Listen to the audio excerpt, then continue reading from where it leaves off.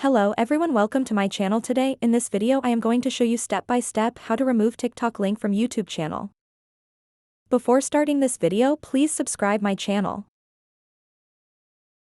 First of all, you have to open your YouTube Studio application, and here you have to click on top right your profile icon. After that, here you have to again click on top right pencil icon. After that, here you have to click on the link and click again on the pencil icon.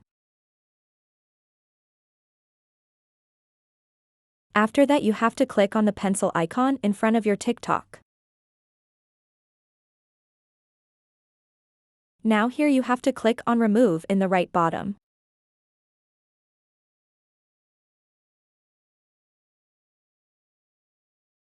After clicking on remove, you have to click on your remove again. Now here you can see the link of TikTok has been removed from our YouTube channel. After that, you have to click on top right save icon. In this way you can remove the link of TikTok from your YouTube channel. Thanks for watching this video. Please subscribe my channel.